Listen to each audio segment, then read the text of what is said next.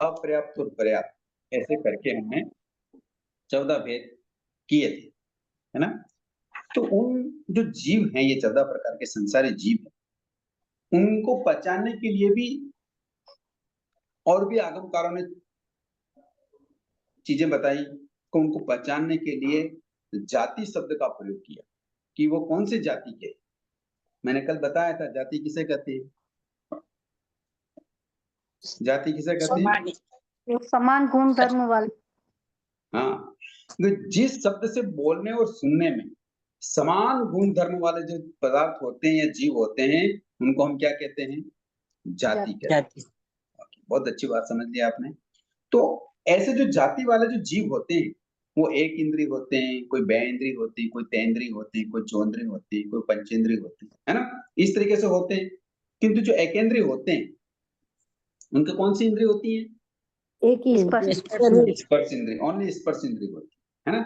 ऐसे जीव कौन कौन से हो सकते हैं, पृथ्वी काय, अपकाय, तेवकाय, पृथ्वी काय, अपकाय, देवकाय, वायु काय, वनस्पति काय, है ना। ये सारे स्थावर जीव एक केंद्रीय जाति वाले होते हैं, इनके एक इंद्रिय होती है। किसी के बहेंद्रिय भी होती है ना। तो किसी के तेंद्रिय भी होती है ना।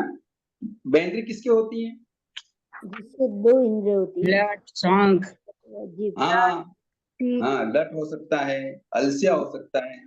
अपन ये शंख देखते हैं, शंख होता है कृमि, मतलब लट वगैरह होती है, अलसिया होता है, गिंडोला भी होता है। तो ये इनके 2 इंद्रियां होती हैं। और तेंद्री किसको कहते हैं, जिसे 3 इंद्रिय, तीन इंद्रिय होती है। 3 इंद्रिय किसके होती है, जू जू, सिर में जू हो जाती है, खटमल होते हैं। पशुओं के जो चिंचड़ लग जाते हैं कोमल जगह पर, है ना। तो ऐसे गजाई, आपने गजाई देखी होगी, गजाई बारिश के दिनों में गजाई चलती है ना। उदय, उदय तो देखी ही होगी जी। जो कपड़े और लकड़ी वगैरह को, जिसको हम दीमक भी कहते हैं।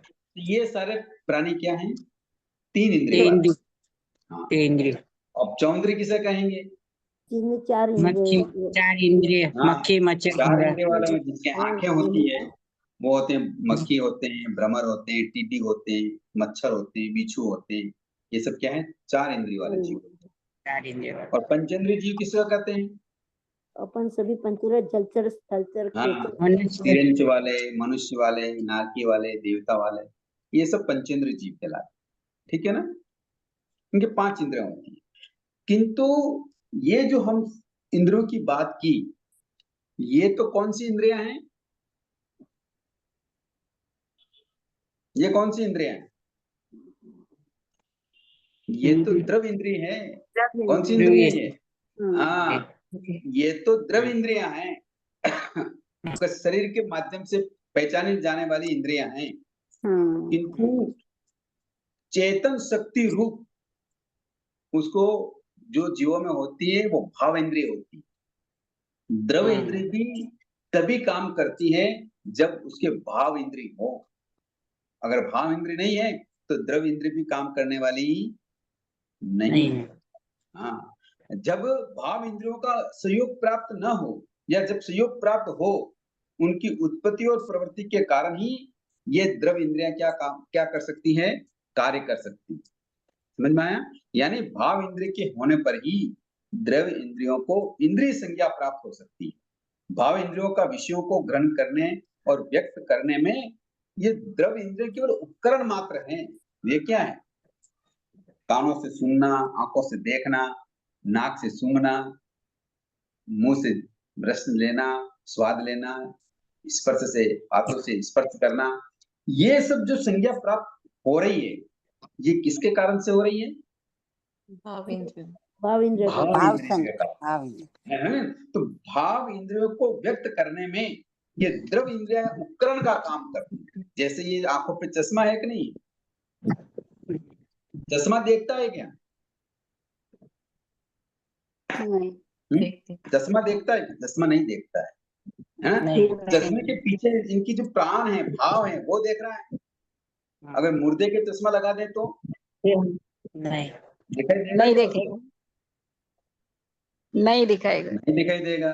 क्योंकि उसमें भाव इंद्रिया नहीं है। तो भाव इंद्रिय के बिना द्रव इंद्रिय भी किसी काम की नहीं है। समझ में आ नहीं गया? है। हाँ, जी गुरु। ठीक है। इसी प्रकार संसारी जीवों के जो एकेंद्रीय, बेंद्रीय आदि 5 भेद होते हैं ना, वो 5 भेद मानने का कारण है द्रव इंद्रिय के कारण। किसी के एक स्पर्श इंद्रिय है, किसी के मुंह भी आ जाता है, किसी के नाक आ जाती है, किसी के आंखें होती है, किसी के कान होते हैं, है ना। ये जो अलग अलग तरीके की जो ये इंद्रियां आती है, ये बाहरी उपकरण के कारण इनको क्या क्या नाम दिया गया है? द्रव इंद्रिय। बाहर में प्रकट रूप में जिस जिस जीव के जितनी जितनी इंद्रियां दिखलाई देती है, उसके आधार से एकेंद्रिय आदि भेद किए जाते हैं। किंतु भाव इंद्रियां तो लब्धि इंद्रिय की अपेक्षा से सभी संसारी जीवों के 5 ही होती है। समझ में आया ना? बात समझ में आई नहीं आई? कि जैसे सभी जीवों में सुनने की शक्ति है, देखने की शक्ति है, सूंघने की शक्ति है, चखने की शक्ति है, स्पर्श करने की शक्ति है, किंतु सभी जीव ऐसा कर सकते हैं क्या? नहीं कर सकते। एक इंद्रिय वाला केवल स्पर्श इंद्रिय का ही अनुभव करेगा, 2 इंद्रिय वाला स्पर्श के साथ रसना का अनुभव करने लगेगा, 3 इंद्रिय वाला घ्राणेन्द्रिय और आ जाएगी, 4 इंद्रिय वाला में आंखें आ जाएगी, 5 इंद्रिय वाला में कान आ जाएंगे। किंतु एक इंद्रिय में भी ये भाव प्राण इंद्रियां तो 5 ही होती है। एक इंद्रिय जीवों में भी वो 5 ही शक्तियां हैं, किंतु उसके पास उपकरण नहीं है। क्या नहीं है? उपकरण व्यक्त करने का, जानने का साधन नहीं है। इसलिए वो केवल स्पर्श करके ही अपना काम चलाता है। मुंह से, नाक से, आंख से, कान से वो अपना काम नहीं कर सकता। क्यों नहीं कर सकता? उपकरण नहीं है, उसके पास उपकरण नहीं है। बात समझ में आ गई आपको? अब बात समझ में आ रही है ना? भाव इंद्रियां तो सभी जीवों में 5 ही होती है, किंतु जिसकी जितनी कैपेसिटी उपकरण की होती है, यानी इंद्रियों की होती है, उतना ही वो क्या कर सकता है? उपयोग लगा सकता है, उसका कारण बन सकता है, दूसरा नहीं बन सकता। बात समझ में आ रही जीव स्थानों की? जी गुरु जी। मैं समझता हूँ बातें बहुत अच्छी तरह से समझ में आ रही होगी। दूसरे शब्दों में कहें तो विकसित से विकसित तक इसी प्रकार क्रमशः पंचेंद्रिय तक समझना चाहिए। यानी एकेंद्रिय आदि जीवों के 5 भाव इंद्रियों को मानने में आज कोई हिचकिचाहट नहीं होनी चाहिए। क्यों नहीं होनी चाहिए? इसको सिद्ध भी कर दिया गया है। डॉक्टर जगदीश चंद्र बसु, नाम सुना आपने वैज्ञानिक का? तो उन्होंने एकेंद्रीय यानी वनस्पति जीवों में भी स्मरण शक्ति, उसका मानस शक्ति आदि का अस्तित्व सिद्ध कर दिया है। यानी वनस्पतियों में भी निम्न स्तर की चेतना वाली अव्यक्त इंद्रियां मानने में कोई आपत्ति नहीं है। विशेष आपसे भाष्य में इस तथ्य को स्वीकार किया गया है कि लब्धि इंद्रिय की अपेक्षा ये सभी संसारी जीव 5 भाव इंद्रियों वाले तो होते ही हैं। अगर भाव इंद्रियां नहीं होती तो वनस्पति में स्मरण शक्ति है, उसकी मानस शक्ति है, वो व्यक्त नहीं हो पाती। किंतु ये डॉक्टर जगदीश चंद्र बसु ने सिद्ध करके बताया। भगवान ने तो पहले ही बता ही रखा है, किंतु आज के जमाने में भी डॉक्टर ने क्या कर दिया? इसको सिद्ध कर दिया है। तो कहने का मतलब ये है कि प्रत्येक जीव में भाव इंद्रियां तो 5 ही होती है, किंतु उनके पास साधन नहीं होने के कारण, उपकरण नहीं होने के कारण उन 5 इंद्रियों के जो विषय हैं वो हर कोई व्यक्त नहीं कर सकता। जिसके पास जितनी इंद्रियां होती हैं उतना ही वो व्यक्त कर सकता है। समझ में आई बात? जी। बात बहुत सरलता से हम आगे बढ़ रहे हैं, सरलता से समझाने की कोशिश कर रहे हैं, क्योंकि जब तक इन तत्वों के बारे में हम जानकारी नहीं करेंगे, हमारा दर्शन शुद्ध बना रहेगा, इसमें बड़ा संशय है। समझ में आई बात? इसलिए हम अपना दर्शन विशुद्ध बनाए रखें, शुद्ध बनाए रखें, इसीलिए हम तत्वों की जानकारी करते हैं। समझ में आया? हाँ सर। अब आगे चलते हैं कि जो एकेंद्रीय आदि जो 5 प्रकार के जो जीव होते हैं, पृथ्वी का है, अप का है, देव का है, वायु का है, वनस्पति का है, इन 5 में सिर्फ एक स्पर्श इंद्रिय होती है। होने से वे स्वयं हलन चलन करते दिखाई नहीं देते हैं, इसलिए उनको हम क्या कहते हैं? स्थावर कहते हैं। इसलिए हम उनको क्या कहते हैं? स्थावर कहते हैं, क्योंकि उनको हलन चलन नहीं हो सकता। शेष जो 2 इंद्रिय से लगाकर पंचेंद्रिय तक के जीव हैं, वो हलन चलन कर सकते हैं, सुख दुख में गमनागमन कर सकते हैं, इसलिए हम उनको क्या कहते हैं? रस कहते हैं। ओके, तो बेंद्री से लगाकर पंचेंद्रिय तक के जीवों में क्रमशः रसना इंद्री आदि एक एक इंद्री बढ़ती जाती है। जैसे एक इंद्री में तो सिर्फ स्पर्श इंद्री होती है, बेंद्री में क्या हो जाता है? स्पर्श और रसना इंद्री आ जाती है, तेंद्री में स्पर्श रस और घ्राणेन्द्रिय आ जाती है, और चौंद्री में स्पर्श रस घ्राणेन्द्रिय और चक्षु इंद्रिय आ जाती है, और पंचेंद्री में स्पर्श रस घ्राणेन्द्रिय और चक्षु इंद्रिय और श्रोतेंद्रिय, ये पांचों इंद्रियां उनके आ जाती है। इसलिए इस क्रम से इनको नाम दिए गए, जैसी जिसकी कैपेसिटी है उस जीव को वैसा ही नाम दे दिया गया। कि जिसके स्पर्श इंद्रिय है तो उस जीव को क्या बना दिया? एकेंद्रिय बना दिया। जिसके 2 इंद्रिय हो गई, जिसके स्पर्श और रसना हो गई, तो 2 इंद्रिय वाला बता दिया। इस प्रकार से उन जीवों को ये संज्ञा शब्द दे दिए गए। समझ में आया बात? बढ़िया। एकेंद्रीय जीव 2 तरह के होते हैं। कौन कौन से होते हैं आप बता सकते हैं? सूक्ष्म और बादर। सूक्ष्म और बादर, बहुत बढ़िया। एकेंद्रीय जीव, क्योंकि जब तक हम जीवों के बारे में नहीं सोचेंगे या नहीं समझेंगे, तब तक हम उनकी दया कर सकते हैं क्या? नहीं कर सकते। उनकी हिंसा से बच सकते हैं क्या? नहीं बच सकते हैं। अगर ऐसे ऐसे जीव स्थानों के बारे में हम सुनेंगे समझेंगे, तो हम वहां उत्पन्न होने की ऐसे कर्म करेंगे क्या? नहीं करेंगे। नहीं करेंगे। तो तत्वों की जानकारी होना बहुत जरूरी है। तो एकेंद्रीय जीव 2 तरह के होते हैं, एक सूक्ष्म होते हैं, एक बादर होते हैं। लेकिन बेंद्री से लेकर पंचेंद्री तक के जीवों में सूक्ष्म और बादर कृत्य भेद नहीं होते, वे सभी बादर ही होते हैं, यानी स्थूल होते हैं। जीव स्थान के 14 भेदों में से एकेंद्रीय जीवों के सूक्ष्म और बादर, इन 2 भेदों को मानने का कारण क्या है? कि सूक्ष्म शरीर वाले एकेंद्रीय जीव आंखों से दिखाई नहीं देते, उनका अस्तित्व तो ज्ञान गम्य है। उनका अस्तित्व कैसा है? ज्ञान गम्य, या यूं कहते सर्वज्ञ को द्वारा ही प्ररूपित है, क्योंकि उनको सर्वज्ञ ही देख सकते हैं। और सर्वज्ञ किससे देखते हैं? केवल ज्ञान से। हाँ, सर्वज्ञ किससे देखते हैं? ज्ञान से देखते हैं, है ना? तो सर्वज्ञ देखते हैं ज्ञान से, इसीलिए वो उनका अस्तित्व उनको पता चलता है। देखो डिस्टर्बेंस हो रहा है। हो गया? तो बात देखो अच्छी चल रही है, थोड़ा डिस्टर्ब हो जाता है तो थोड़ा सा। तो बात चल रही है कि एकेंद्रीय जीव 2 तरह के होते हैं, सूक्ष्म और बादर। सूक्ष्म कहने का कारण क्या है? कि वो आंखों से दिखाई नहीं देते, उनका अस्तित्व ज्ञान गम्य है, इसलिए हमें उनके ऊपर श्रद्धा रखनी पड़ती है, विश्वास रखना पड़ता है। क्योंकि ये बात किसने कही? भगवान ने कही। भगवान कौन से? जो सर्वज्ञ है। इसलिए उसके ऊपर हमें क्या रखना पड़ता है? श्रद्धा रखनी पड़ती है ना? जबकि बादर शरीर वाले जो जीव होते हैं, एकेंद्रीय जीव, वो भी ज्ञान गम होने के साथ साथ चर्म नेत्रों से दिखाई भी देते हैं। जैसे पृथ्वी का शरीर है ना, पृथ्वी रूप में दिखाई देता है, जल का शरीर जल रूप में दिखाई देता है। तो एकेंद्रीय जीवों को सूक्ष्म और बादर शरीर की प्राप्ति क्रमशः सूक्ष्म नामकर्म और बादर नामकर्म के उदय से मिली। नामकर्म हमने पढ़ा था, ज्ञानावनी, दर्शनावनी, वेदनी, मोहनी, आयुष, नाम, गोत्र और अंतर है।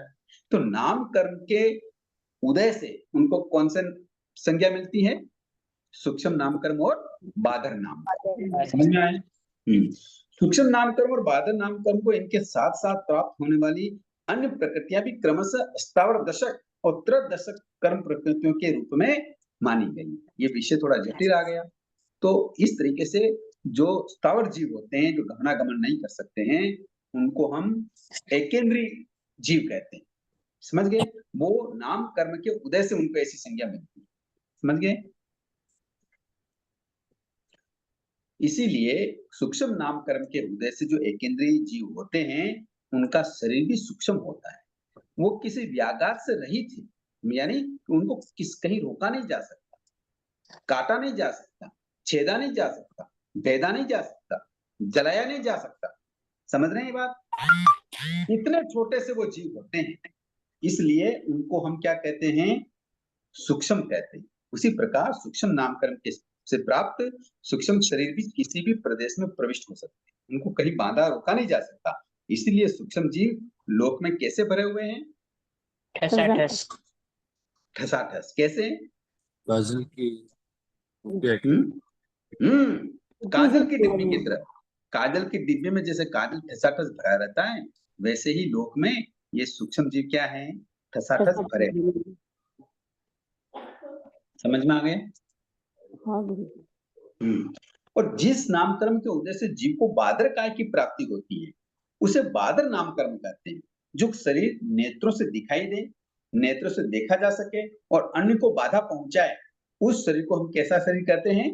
बादर नामकर्म। बादर का इतना ही अर्थ नहीं है, अपितु जो उन पृथ्वीकाय आदि एकेंद्रीय जीवों के समूह रूप में एक प्रकार के बादर परिणाम जो उत्पन्न करता है, इसलिए हम उसे क्या कहते हैं? बादर आदि जीव कहते हैं। एकेंद्रीय जीवों के सूक्ष्म और बादर भेद मानने के पीछे भी एक कारण है। क्या कारण है? कि सूक्ष्म एकेंद्रीय जीव ऐसे हैं कि उनमें सूक्ष्म नामकर्म ऐसा परिणाम उत्पन्न कर देता है जिससे वे अनंत शरीर एकत्रित हो जाएं, तो भी दृष्टिगोचर नहीं हो पाते। वे समग्र लोक में व्याप्त हैं, ज्ञान के द्वारा जानने योग्य होने पर भी वे वाचिक व्यवहार के अयोग्य हैं। ज्ञान से तो भगवान ने जान लिया कि सूक्ष्म जीव होते हैं, किंतु वचन से उनका स्वरूप नहीं बता सकते। समझ में आया? इतने सूक्ष्म जीव होते हैं। ओके? किसी अन्य से उसका घात प्रतिघात नहीं होता है, वे अपने प्राप्त शरीर में विद्यमान रहते हैं, किंतु बादर एकेंद्रीय जीवों में बादर नामकर्म का उदय होने से जीव लोक में प्रतिनियत देश में ही रहते हैं। वो ठसाठस पूरे लोक में नहीं रहते, सर्वत्र नहीं रहते। बादर जीवों का प्रत्येक का शरीर पृथक पृथक चर्म चक्षुओं से दृष्टिगोचर नहीं होता, किंतु उनके शारीरिक परिणमन से बादर रूप में परिणमन होने की ऐसी अभिव्यक्ति होने की विशेष क्षमता होने से वो समुदाय रूप में दिखाई देते। यूं तो हम बादर एकेंद्रीय को भी सिंगल जीव को नहीं देख सकते, कितने जीव मिलते हैं तब देख सकते हैं? अनंत जीव, असंख्यात जीव मिलते हैं तभी जाके हम उन एकेंद्रीय बादर जीवों को भी देख सकते हैं। सिंगल एकेंद्रीय बादर जीव को भी हम क्या नहीं कर सकते? देख नहीं सकते। वो समूह में होते हैं तभी तो दिखाई देते हैं। जैसे ये पृथ्वी है, ये पानी है, ये वायु है, ये अग्नि है, ये वनस्पति है, तो इनको जो समूह में रहते हैं ना तभी देखा जा सकता है। समझ में आया? इसलिए उन्हें ज्ञान गम्य होने के साथ साथ व्यवहार योग्य भी कहा गया। बादर को क्या गया है? ज्ञान गम्य भी जानते हैं और व्यवहार से भी दिखाई देते हैं। समझ में आई बात? बात समझ में आ रही है? हम जीव स्थान को समझ रहे हैं, एक एक तरीके से समझ रहे हैं। अभी एकेंद्रीय इंद्रियों के संबंधित समझे, है ना? फिर पहले किसके संबंधित समझे थे? प्राण के विषय में समझे थे, उनके प्राण कैसे होते हैं, है ना? फिर संसारी और सिद्ध के रूप में भी हमने उनको समझा था, है कि जीव के संबंधित हमने प्रश्न भी किए थे। तो जीव स्थान को हम अलग अलग तरीके से बेटर तरीके से समझ लें, जान लें कि वास्तव में जीव क्या होता है। इसलिए हम इन सारी चीजों की क्या कर रहे हैं? समीक्षा कर रहे हैं, चर्चा कर रहे हैं। ओके? अब जीव स्थानों के और भी भेद होते हैं, और भी अन्य तरीके से भी हम जीवों को क्या कर सकते हैं? पहचान सकते हैं। जैसे संगी और असंगी। संगी किसे कहते हैं? जिसके मन होता है, जिसके मन होता है। और असंगी किसे कहते हैं? जिसके मन नहीं होता है। यानी एकेंद्र से लगाकर बिना मन वाले पंचेंद्र तक जितने भी जीव हैं वो सब क्या हैं? असंगी है, बिना मन वाले हैं। और जो पंचेंद्री है जिसके मन है उसको हम क्या कहते हैं?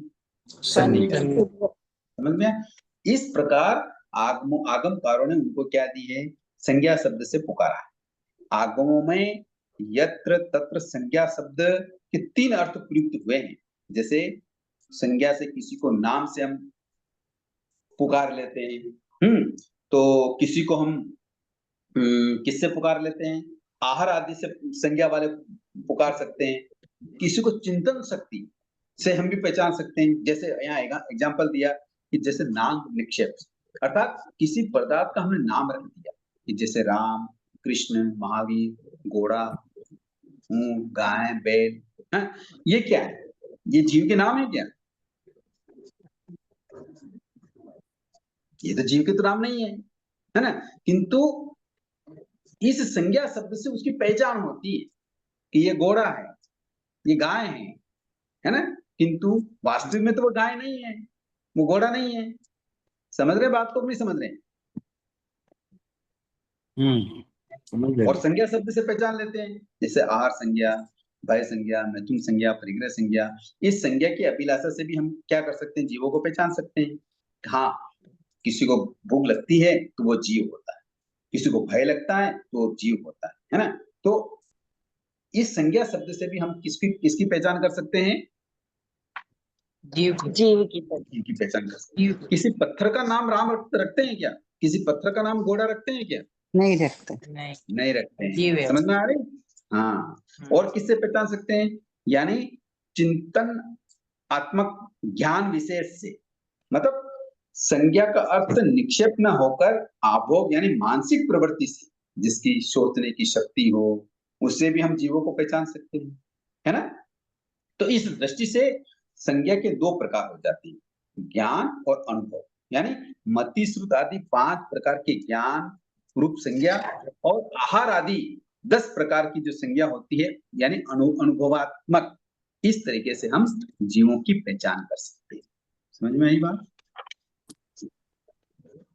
समझ में आई? हाँ जी जी गुरुजी। यानी कहने का मतलब यह है कि हम जीवों की पहचान कैसे करेंगे कि संज्ञाओं से, जैसे मान लो किसी में श्रुति ज्ञान है, किसी में मति ज्ञान है, किसी में अवधि ज्ञान है, किसी में अज्ञान है, तो इससे पता चलता है ना। क्योंकि जो जड़ तत्व होते हैं उसमें तो ये चीजें नहीं होती है ना? जीव में ही होती है, तो इससे हम पहचान सकते हैं। और संज्ञाओं में हो सकती है, कैसे? जैसे आहार करना है, जैसे भय लगना, जैसे मैथुन का स्पर्श करना, परिग्रह रखना, क्रोध करना, मान, माया, लोभ करना, भोग करना, लोक संज्ञा। इस प्रकार से हम इन संज्ञाओं के मार्फत से भी किसकी पहचान कर सकते हैं? संज्ञा, जीवों की पहचान। ओके, समझ में आई बात? जी। अब एक और तरीके से हम जीवों की पहचान करते हैं, जैसे पर्याप्त और अपर्याप्त, है ना? पर्याप्त और अपर्याप्त से हम क्या करते हैं? जीवों की पहचान करते हैं। करते नहीं करते? करते हैं। तो कैसे करते हैं? आप थोड़ा सा इसको विश्लेषण से समझा। समय तो आइए भी। अब 2 तरह से हम जीवों को और पहचान सकते हैं। कैसे पहचान सकते हैं? पर्याप्त और अपर्याप्त। अपर्याप्त और पर्याप्त।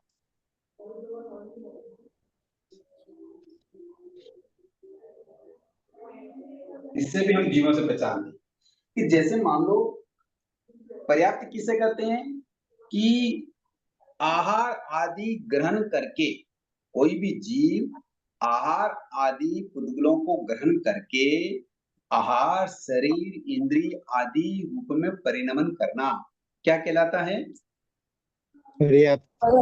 पर्याप्ति कहलाती है। ओके, समझ में आ रही बात?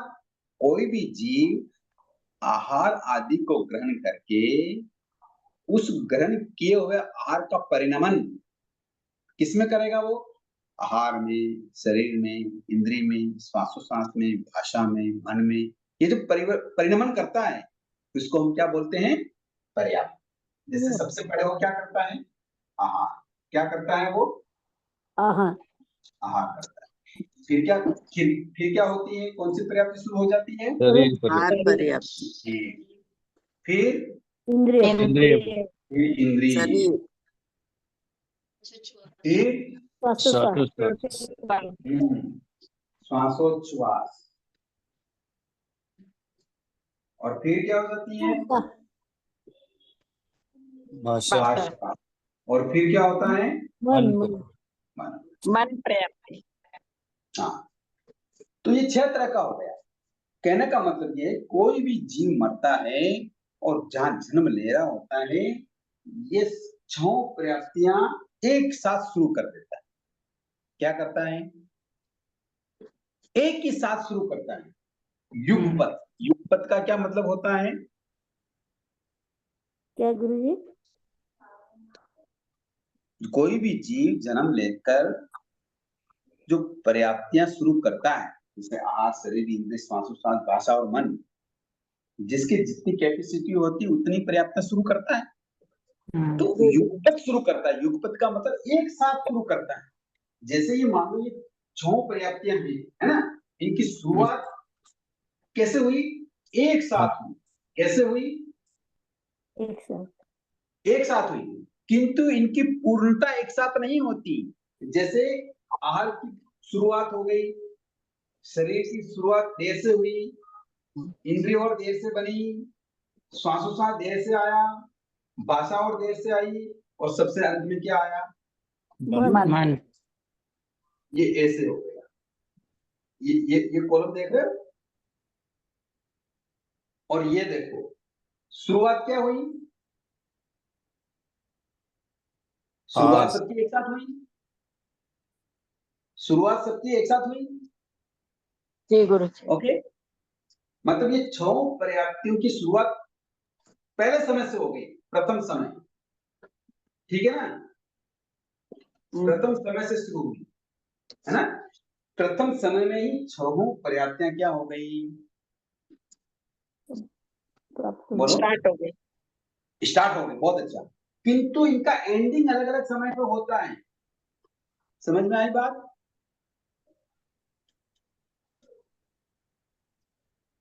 एंडिंग होने का भी समय कितना है? अंतर्मुहूर्त कितना समय है? अंतर्मुहूर्त। अंतर्मुहूर्त। किंतु शुरुआत प्रथम समय में ही हो जाती है। अब किसी के मान लो 4 पर्याप्तियां हैं, तो 4 पर्याप्तियों की शुरुआत एक साथ करेगा। किसी के 5 पर्याप्ति हैं, तो 5 पर्याप्तियों की शुरुआत एक साथ करेगा। कोई पंचेंद्रिय मन वाला है, तो 6 पर्याप्तियों की शुरुआत एक साथ करेगा। किंतु एंड क्या करेगा? वो एक साथ अलग अलग समय में करेगा। एंड तो अलग अलग समय में करेगा, है, शुरुआत एक साथ करेगा। तो इस तरीके से जब तक ये पर्याप्तियां पूर्ण नहीं होती, जीव क्या कहलाता है? अपर्याप्त। हाँ, और ये पूरी हो जाती है तो क्या कहलाता है? पर्याप्त। इस तरीके से हम जीवों को समझ सकते हैं। समझ में आ रही बात? यानी पर्याप्ति शब्द जैन कर्म विज्ञान का एक पारिभाषिक शब्द है। पर्याप्ति एक प्रकार की विशिष्ट शक्ति है, जिसे आधुनिक विज्ञान रासायनिक ऊर्जा शक्ति कह सकता है, जिसके द्वारा जीव आहार, शरीर, इंद्रिय, श्वासोच्छ्वास आदि के योग उद्गलों को ग्रहण करता है और ग्रहित उद्गलों को ही वापिस आहार आदि रूप में परिणमन करता है। ऐसी शक्ति जीव के उद्गलों के उपचय से बनती है। आशय यह है कि जिस प्रकार पेट के भीतरी भाग में विद्यमान उद्गलों में एक प्रकार की शक्ति होती है, जिससे खाया हुआ आहार रस, रक्त आदि भिन्न भिन्न रूप में परिवर्तित हो जाता है, इसी प्रकार मृत्यु के बाद संसारी जीव दूसरा जन्म लेने के लिए योनि यानी जन्म स्थान में प्रवेश करते ही अपने शरीर के यथा योग्य आहार आदि उद्गल वर्गना को ग्रहण करता है। इसी को हम आहार कहते हैं। फिर उस जीव के द्वारा ग्रहित उद्गलों के ऐसी शक्ति बन जाती है जो आहार आदि उद्गलों को खल भाग, रस भाग आदि के रूप में बदल देती है। जीव की इसी शक्ति को हम पर्याप्ति कहते हैं। पर्याप्त जनक उद्गलों में से कुछ तो ऐसे होते हैं जो जन्म स्थान में आए हुए जीव के द्वारा प्रथम समय में ही ग्रहण किए हुए होते हैं, और कुछ ऐसे होते हैं जो पीछे से प्रत्येक समय में ग्रहण किए जाकर पूर्व ग्रहित उद्गलों के संसर्ग से उस रूप में होते हुए बन जाते हैं। कहने का मतलब ये है कि जीव द्वारा उद्गलों का कार्य भिन्न भिन्न होते हुए भी कार्य भेद यानी प्राप्ति के निम्नलिखित भेद बन जाते हैं। वो आहार ग्रहण करता है तो जो उसके परिणित करता है उसको हम क्या बता देते हैं? आहार प्राप्ति, शरीर प्राप्ति, इंद्रिय प्राप्ति, सांस प्राप्ति, भाषा प्राप्ति और मन प्राप्ति। इन 6 प्राप्तियों का प्रारंभ तो युगपत होता है, क्योंकि जन्म समय से लेकर उनके अस्तित्व पाया जाता है, किंतु इसकी पूर्णता क्रमशः होती अलग अलग समय में। इन 6 पर्याप्तियों में एकेंद्रीय जीवों की 4 प्राप्ति होती है, और जो विकलेंद्रीय हैं, बेंद्रीय, तेंद्रीय, चौंद्रीय, उनकी कितनी होती है? 5 पर्याप्ति होती है, और जिनके मन होता है उनके 6 पर्याप्तियां। समझ में आई बात? पर्याप्ति से भी हम जीवों की पहचान करते हैं। हाँ जी,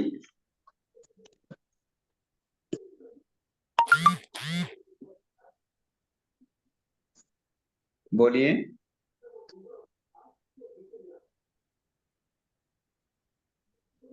बात समझ में आ रही है? तो इस प्रकार हम जीव स्थान के बारे में विस्तार से हमने चर्चा की। पहले हमने जीवों को समझने के लिए जीव से संबंधित प्रश्न किए, जीव कैसे होते हैं, है ना? फिर उसके बाद हमने क्या प्रश्न किए कि जीव जो होता है वो कैसा होता है, उसका लक्षण क्या होता है। फिर हमने जीव को शुद्ध और अशुद्ध दृष्टि से समझा, उसके प्राणों की दृष्टि से समझा, उसके भाव प्राण कैसे होते हैं, उसके द्रव प्राण कैसे होते हैं, संसारित जीव कैसे होते हैं, सिद्ध जीव कैसे होते हैं, उनके उसके बारे में समझा। फिर जीव के भेद कितने होते हैं, तो 14 भेद बताए हैं। फिर इंद्रिय से संबंधित जीवों को समझा कि उन जीवों की इंद्रियां कितनी होती है, और इंद्रियां होती है तो कौन कौन से जीव होते हैं, उनके इंद्रियां होने के बावजूद भी भाव इंद्रियां कितनी होती है और द्रव्य इंद्रियां कितनी होती है, और जो जीव होते हैं वो सूक्ष्म भी होते हैं, बादर भी होते हैं, वो पर्याप्त भी होते हैं, अपर्याप्त भी होते हैं, उनके संज्ञा भी होती है, संगी भी होते हैं, असंगी भी होते हैं, है ना? कई तरह से भिन्न-भिन्न प्रकार से हमने जीव स्थान के बारे में सोचा। समझ में आई बातें?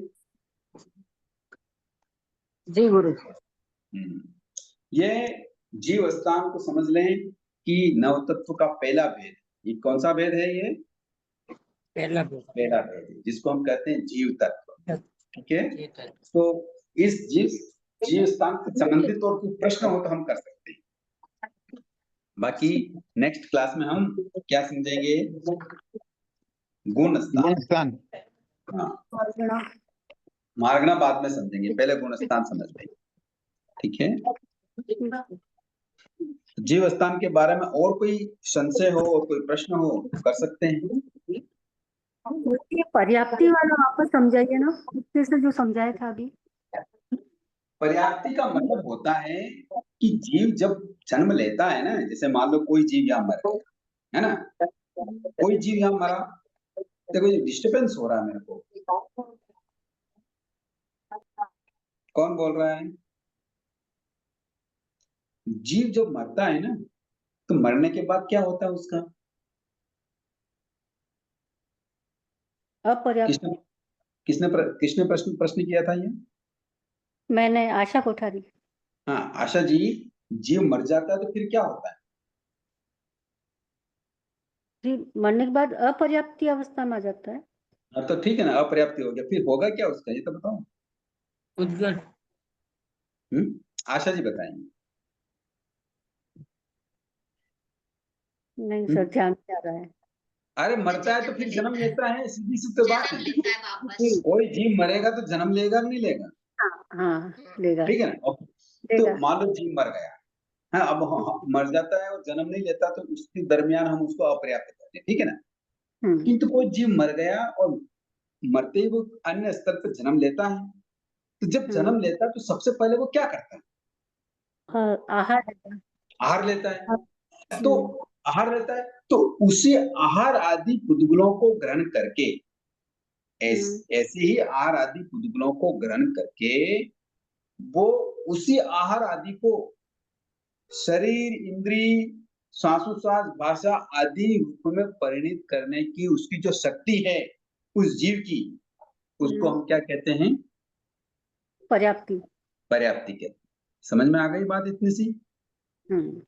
अब जीव क्या करता है? हाँ बोल। आपने ये बताया था कि उनको वो वैज्ञानिक जो मतलब अपने जो धर्म शास्त्र में बताया है और जो वैज्ञानिकों ने जो पहले मतलब जो बताया है अभी, वो क्या सेम चीज है? आपने ऐसा कुछ देखो, बताया था कि हाँ, एक तो आपने क्या ध्यान से सुना नहीं, प्रश्न आपका सही नहीं, मैं बता देता हूँ। उस समय तो ये बात चल रही थी कि इंद्रियों से संबंधित बात चल रही थी।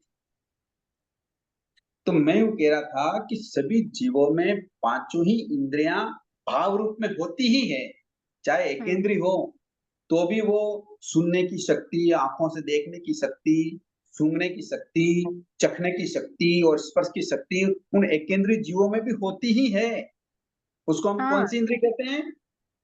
भाव इंद्रिय। इससे इसको तो सिद्ध कर दिया वैज्ञानिकों ने, डॉक्टर जगदीश चंद्र बसु ने, वनस्पति के ऊपर प्रयोग करके। हम्म। वनस्पति में कौन सी इंद्रिय होती है? स्पर्श इंद्रिय। हाँ, स्पर्श इंद्रिय, हाँ। स्पर्श इंद्रिय एक इंद्रिय होती है। किंतु डॉक्टर जगदीश चंद्र जी ने उन वनस्पति के जीवों में स्मरण शक्ति, याददाश्त शक्ति, भय, ये संज्ञाएं भी उन्होंने सिद्ध कर दी। इसका क्या मतलब हुआ कि उन एकेंद्रीय जीवों में भी भाव इंद्रियां तो है, तभी तो ये व्यक्त हुआ। हाँ, द्रव्य भी है और भाव भी है। हाँ, द्रव तो एक ही है, द्रव्य एक ही है। किंतु भाव पांचों ही होती है। और किंतु उपकरण होते हैं। कर्म के अनुसार उन जीवों के जैसे जैसे इंद्रिय होती हैं, वैसी ही द्रव रूप में, क्योंकि उपकरण जैसा होगा वैसे ही तो प्रकट होगा। अब एक इंद्रिय वाले की केवल स्पर्श इंद्रिय है तो उसी से प्रकट होगा। दो इंद्रिय वाले के मुंह आ गया तो दो इंद्रिय से क्या हो गया, भाव प्रकट होने लग गए। तो भाव तो पांचों ही होते हैं, किंतु उपकरण जिसके जैसा होगा वैसा ही विषय को वो क्या करेगा, ग्रहण करेगा। ठीक है, और बताइए।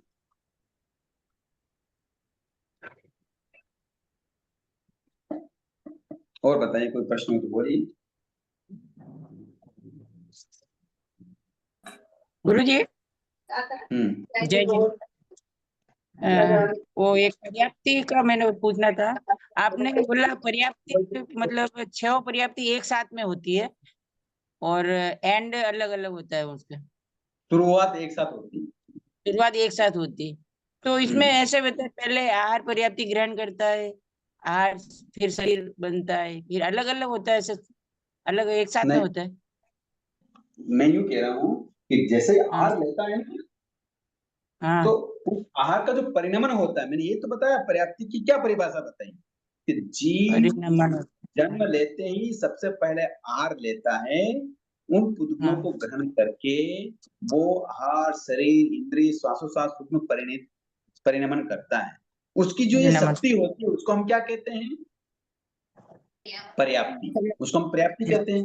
तो जैसे ही वो आहार लेता है तो उस आहार का परिणमन वो क्षण में शुरू कर देता है। अच्छा, सभी पर्याप्ति में मतलब परिणमन शुरू हो जाता है। हाँ, शुरू हो जाता है, किंतु उसकी एंडिंग, उसकी पूर्णता अलग अलग समय में उत्पन्न होती है। अच्छा, ठीक है सर। एक एग्जाम्पल इसका अपन दे सकते हैं क्या? जैसे रेस होती है, तो रेस में जितने भी लोग रहते हैं दौड़ एक साथ शुरू करते हैं, मंजिल तक सब अलग अलग टाइम पे पहुंचते हैं। ये सही रहेगा क्या एग्जाम्पल? हाँ, बिल्कुल ठीक है, इसमें कोई बाधा नहीं, बिल्कुल ठीक समझाया रुचि जी ने कि जो रेस वाले खिलाड़ी होते हैं वो एक ही पारे पे खड़े होते हैं, एक ही लाइन पे खड़े होते हैं, और जैसे व्हीसल बजती है और दौड़ने का समय होता है तो एक ही साथ शुरू करते हैं कि नहीं करते हैं सभी?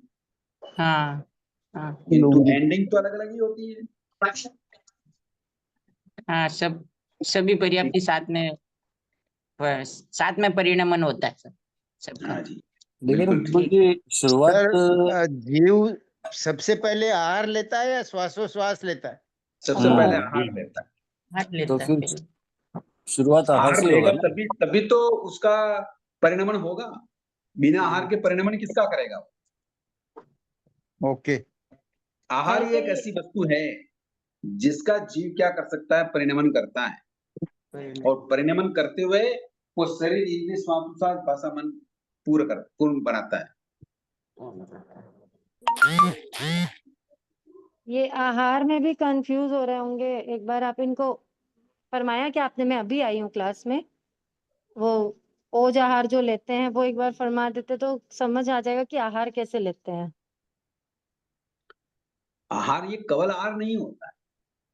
हम जो 5 नहीं, इंद्रियां हो वो जाती है सब कवल आहार होता है, हाथ से तोड़ना, मुंह में रखना, है ना, वो कवल आहार नहीं होता है। वो आहार कार्बन शरीर के द्वारा ही लिया जाता है। किसके द्वारा लिया जाता है? कार्बन शरीर। कार्बन शरीर के द्वारा ही लिया जाता है। उसको हम ओज आहार कहते हैं।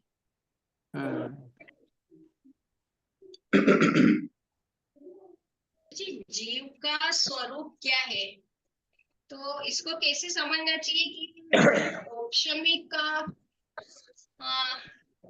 होते हैं। जीव का स्वरूप आपने समझाया था, जीव का स्वरूप क्या है, जीव चेतना। क्या है? इतनी दिनों से बात किसकी कर रहे हैं आप? जीव की कर रहे हैं, पर जैसे अपन ने ये क्वेश्चन आंसर किए थे ना, पहला क्वेश्चन था जैसे जीव क्या है, तो जीव को जानने के लिए उसका स्वरूप जानना जरूरी है। हाँ, तो ये सारी बातें जो बताई ना, ये जीव को जानने, जो जीव क्या है उसी से संबंधित है, उसी के आधार लेके बताया गया। जैसे इसमें था कि जीव एक द्रव्य है, जीव एक द्रव्य है। बोलिए। इसमें जैसे मैंने लिखा है कि जीव का स्वरूप जो मतलब क्या है, तो जीव एक द्रव्य है और जीव औपशमिक क्षयोपशमिक होता है, औपशमिक होता है। 5 भाव वाला होता है, यानी वो औपशमिक वाला होता है, औदिक वाला होता है, क्षायिक वाला होता है, क्षौक्षमिक वाला होता है, परिणामिक वाला। इन 5 भावों से युक्त होता है, वो द्रव्य जीव कहलाता है। वह द्रव्य युक्त होता है। ठीक, समझ में आया? ठीक है। वो मैंने क्या वो सिर्फ औपशमिक ही लिखा है, इसलिए समझ में नहीं। कोई बात नहीं, ये 5 भाव होते हैं। 5 भाव वाला जो जीव होता है ना, वो जीव द्रव्य युक्त होता है। किंतु जिनके ये भाव नहीं होते, वो द्रव्य युक्त नहीं होता है, वो भाव युक्त होता है। वो जीव कौन सा है? भाव जीव, सिद्ध। भावयुक्त। सिद्ध जो होते हैं वो भाव युक्त होते हैं, क्योंकि उनका कोई परिणाम, कोई क्या नहीं होता है, औपशमिक आदि भाव नहीं होते। ये तो हमने शुरुआत में समझाया कि इस तरीके से जीव को हम समझ सकते, किंतु भिन्न भिन्न तरीके से भी समझाया। उसके लक्षण कैसे होते हैं, वो चैतन्य गुण वाला होता है, उसका उपयोग लक्षण होता है ना, उसका जन्म मरण कैसे होता है, उसकी पर्याप्ति कैसे होती है, उसकी इंद्रियां कैसे होती है, ये सारी चीजें जीव स्थान को समझाने के लिए बताया गया। वो गुरुजी आज मैंने इसको वापस से रिवीजन किया ना, तो फिर मुझे समझ में नहीं आया कि सिर्फ ऑप्शन। आप वीडियो देखें ना, वीडियो देख सकते हैं, रिकॉर्डिंग देखते हैं जी। तो जीव स्थान को हमने बहुत विशेषता से अच्छी तरह से समझा है, ठीक है ना? हाँ सर, बारीकी से समझा है।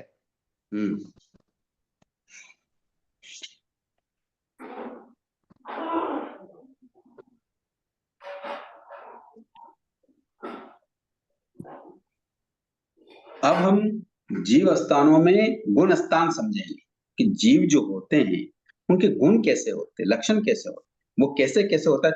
चर्चा तो जीवों की ही होगी, उसमें मार्गना भी आ जाएगी और जीव गुण स्थान भी आ जाएंगे, किंतु आएंगे दोनों किसके साथ? जीव स्थान, जीव के साथ। हाँ, जीव के साथ ही आएंगे, ठीक है जी हाँ। और कोई प्रश्न हो तो कर ले।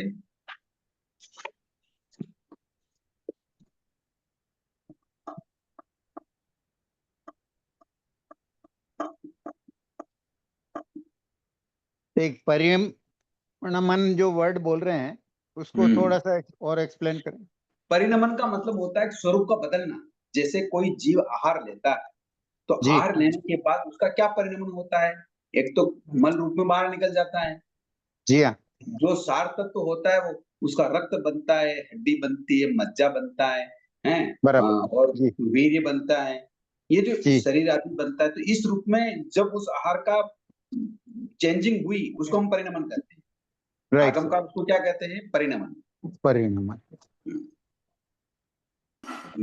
विज्ञान में क्या कहते हैं इसको? वो जो रस बनता है, हाँ, उसको एसिमिलेशन बोलते हैं, और ultimately change in the food material. इसको अपन या इजी लैंग्वेज में कन्वर्शन बोल सकते हैं क्या? कन्वर्सन भी अंग्रेजी शब्द है, ये मेरे नहीं समझ में आया। नहीं, मतलब कन्वर्ट हो जाता है उसमें, ऐसा। मैं डॉक्टर साहब से पूछ रही हूँ कि हाँ इसको हाँ अगर हाँ, मतलब कन्वर्ट वैसा भी कह दीजिए, वैसा भी कह दीजिए। नॉर्मल मतलब लैंग्वेज में, मतलब साइंटिफिक हाँ लैंग्वेज सबको नहीं समझ आती। जी जी, जी। ये जो आहार लेना है वो स्टेजेज में होता है कि बाइटिंग, च्यूइंग, स्वेलोइंग, एब्जॉर्प्शन। ये जो रस बनना है वो एब्जॉर्प्शन है उसका। जो डाइजेशन में जो रस मिलते हैं उसके कारण जो फूड एब्जॉर्ब, आई मीन रस बन के और वो एब्जॉर्ब होता है ब्लड में, उसको एब्जॉर्प्शन बोलते हैं। और जो यूजलेस और जिसका फायदा नहीं है वो मल के रूप में जो बाहर निकलता है उसको एक्सक्रीशन बोलते हैं। ये स्टेजेज ऑफ डाइजेशन है। और ये जो चेंज होता है एक स्टेज से दूसरी स्टेज में, उसको कन्वर्शन बोलते हैं। जो कन्वर्शन मैडम बोल रहे हैं वो फूड मटेरियल अलग अलग अवस्था में है, और रस अलग अवस्था में है, और मल अलग अवस्था में। ये conversion from one stage to other stage. आगम में एक ही शब्द है, परिणाम। जी हाँ।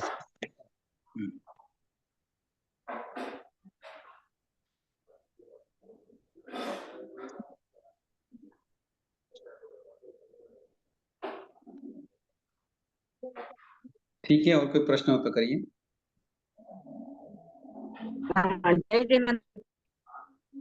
तो प्रथम समय में तो ये जन्म के समय होगा ना?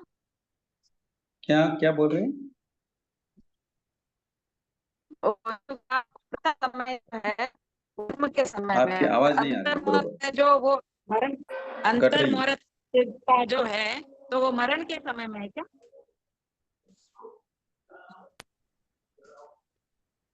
अंतर्मुहूर्त का मतलब पूछ रहे हैं शायद वो। अंतर्मुहूर्त, अंतर्मुहूर्त का मतलब होता है, एक अंतर्मुहूर्त का मतलब क्या होता है? 48 मिनट। हाँ, वो जी। मरण के समय में है या वो किस समय में? मतलब प्रथम पर्याप्ति समय का तो समय वो बताया जन्म अभी। के समय में। पर्याप्ति का समय बताया कि जीव की छो पर्याप्ति पूर्ण करने में कितना समय लगा सकता है। हाँ, वो प्रथम समय में पहला, जन्म के समय हाँ, में। शुरुआत जैसे जब ही जन्म, जन्म लेके शुरुआत करता है तो वो पहला समय हो गया।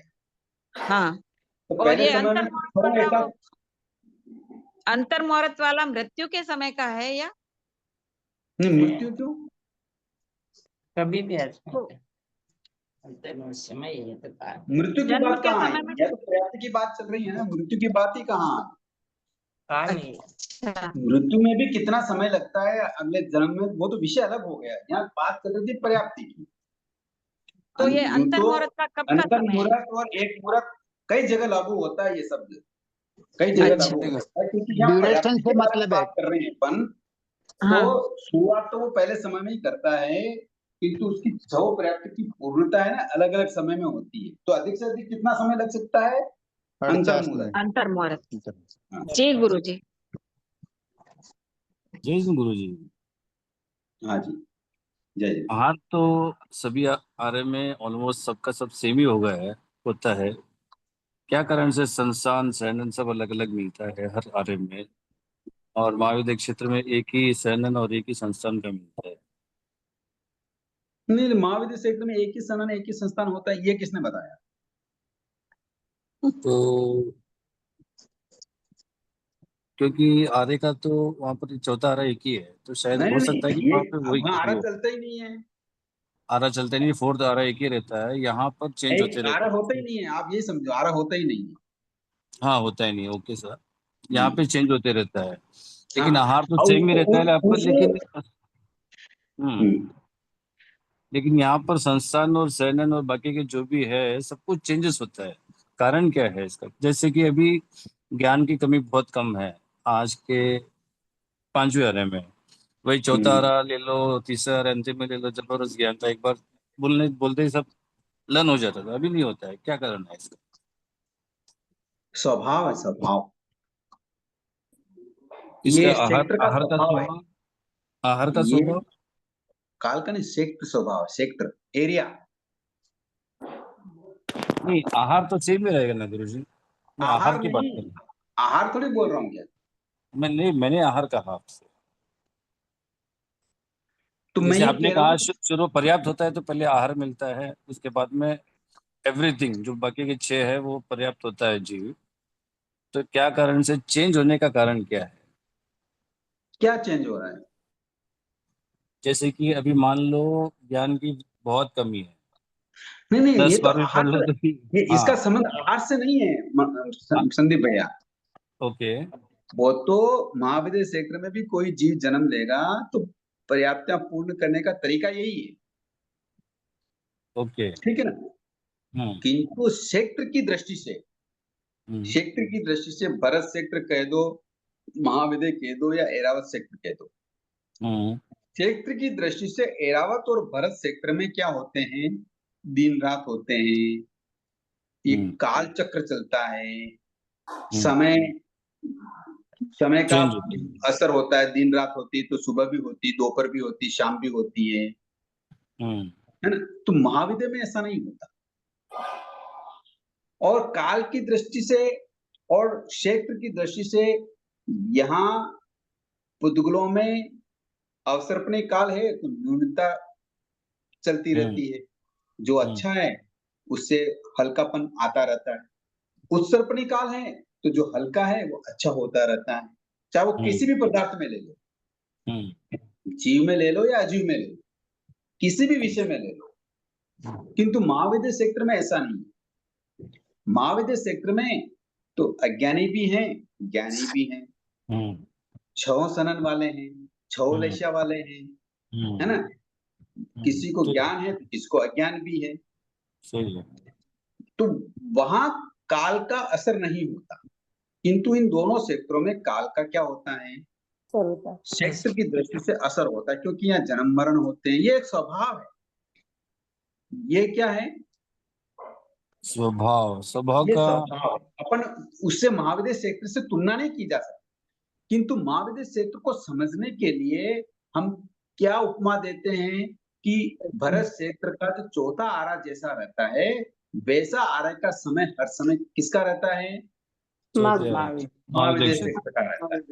किंतु किंतु महाविद्य क्षेत्र में भी हिंसा होती है, झूठ होता है, चोरी होती है, अब्रह्म के सेवन होते हैं, परिग्रह भी रखते हैं, वहां भी चोर लुटेरे होते हैं, तिरंच में भी जाते हैं, नरक में भी जाते हैं, देवता में भी जाते हैं और मोक्ष भी जाते हैं। किंतु यहाँ समय अलग। यहाँ क्या है कि काल का प्रभाव है, ये स्वभाव है इस एरिया का। क्या है ये स्वभाव अनादि काल से ऐसा ही स्वभाव है। इसमें क्यों होता है, क्यों नहीं होता है, या महाविद्य में हो रहा है तो वहां चेंज क्यों नहीं होता है, इसकी व्याख्या नहीं की जा सकती। क्यों क्यों नहीं की जा सकती? ये स्वभाव है। स्वभाव कैसे? कि जैसे अपन यूं कहें भी पानी ठंडा ही क्यों रहता है, हर समय वो गर्म क्यों नहीं रह सकता? शीतल है पानी। इसका क्या जवाब देंगे? पानी का स्वभाव है शीतल। स्वभाव ऐसा ही, उसकी प्रकृति शीतल है। बस इसलिए वैसा ही रहेगा। अब शीतल क्यों है, ये इस प्रश्न का कोई उत्तर दिया जा सकता है क्या? ये स्वभाव है। ये क्या है? ये स्वभाव है। मतलब वो सर नियति हो गई वहां की। यूं समझ लो बली, नियति की अपेक्षा स्वभाव शब्द ज्यादा अच्छा है। अच्छा तो सर आप दिन रात तो होते होंगे ना महाविद्य क्षेत्र में, आप बोले तो दिन रात नहीं होते। वहां दिन रात नहीं, सूर्य चंद्र तो होंगे वहां पर। सूर्य चंद्र का जो असर होता है ना वो भरत एरावत में ही होता है, महाविद्य में नहीं होता है, यूं कह रहा हूं ना। तो सर वहां पे दिन रात फिर वो कैसे? रात होती नहीं, दिन ही होता है। तो ऐसा वहां पे मतलब वो 24 घंटा जो भी है मतलब पूरा दिन नहीं रहता। हाँ जी। सर सच में ये तो पहली बार सुन रहा हूँ मैं ऐसा। नहीं, दो सूर्य होते हैं ना, तो दो सूर्य का ऐसा एक गणितीय वो प्रक्रिया है कि सूर्य अगर घूमता हुआ भरत सेक्टर में भी आ जावे तो भी जो दूसरा सूर्य होता है उसके प्रभाव से उसमें प्रकाश रहता है। वो घूमता हुआ ऐरावत सेक्टर में चला जाए तो भरत सेक्टर वाला वापस महाविद्या में आ जाता है, इसलिए रात नहीं हो पाती। तो सर अब जब सोने की एक क्रिया होती है तो वो फिर कैसे तो होती आप है? दिन में नहीं सोते हैं क्या भैया? दिन में सोते हैं कि नहीं सोते हैं? तो दिन तो सर रात एक होती तभी सोते हैं क्या? ये तो हाँ, इस सोता है काल सर। का भरत क्षेत्र का ऐसा एरिया का ऐसा स्वभाव है कि रात्रि के समय क्या होते हैं तो सभी सो जाते हैं, पशु भी सो जाते हैं, मनुष्य भी सो जाते हैं, और वर्क भी हम क्या कहाँ करते हैं, दिन के उजाले में करते हैं। तो ये तो स्वभाव है। किंतु मान लो कल्पना करो कि यहाँ रात हो ही नहीं, तो क्या आप सोएंगे नहीं? बराबर है, सोएंगे, बिल्कुल सोएंगे। फिर क्या होगा? ये कहने का मतलब वो तो उस एरिया का ऐसा स्वभाव है। यानी कि वहां पे अंधेरा करके कुछ ऐसा ही नहीं होता। हाँ, अंधेरा रात्रि नहीं होती।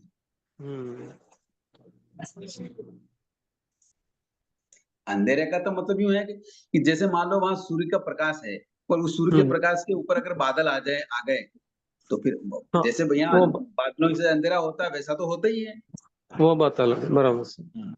वो बात अलग, वही कह रहा वो अच्छे रहो, मतलब आच्छादित हो जाए, आच्छादित। हूँ। हाँ। तो गुरुजी स्वभाव चेंज नहीं होता है, आपने कहा अभी, ओके। तो जीव का भी स्वभाव चेंज होता है नहीं होता है? जैसे भवि अभवि मान लो, अभवि का तो चेंज होता ही नहीं है, भवि का चेंज होते रहता है, ऐसा? वो कर्म के कारण है, यूं तो स्वभाव तो रहता ही है। आत्मा चाहे सिद्ध की हो या संसारी की हो, सभी में एक जैसा ज्ञान है। वो ज्ञान बदला नहीं जा सकता, उसके स्वभाव को बदला नहीं जा सकता। ज्ञानवान है, दर्शनवान है, अव्याबाद सुख वाली हमारी आत्मा है और अनंत आत्म सामर्थ्य वाली हमारी आत्मा है। किंतु संसारी जीवों के ये जो गुण हैं या जो ये शक्ति है आत्मा की, ये प्राण है, भाव प्राण, ये कर्मों के कारण क्या हो गए हैं? ढक गए हैं। और सिद्ध भगवान के क्या है? कर्म का आवरण हट गया, ये फर्क है। किंतु जीव का स्वभाव नहीं बदला जा सकता, आवरण आ गए हैं, ये स्वभाव बदलना नहीं कहलाता है। जैसे मान लो सूर्य उदय हुआ और सूर्य के आगे अगर बादल आ गए, घने कजरारे काले काले बादल आ गए, तो अंधेरा जैसा दिखता है कि नहीं दिखता है? तो क्या सूर्य ने अपना स्वभाव खो दिया क्या? नहीं, बादल आ गए। संदीप भैया, नहीं सर, नहीं। बस यही जीव की स्थिति है कि जीव ने अपना स्वभाव खोया नहीं, उसके पास है, सारी सामर्थ्य शक्ति है, किंतु कर्म के क्या आ गए? आवरण। बस इतना।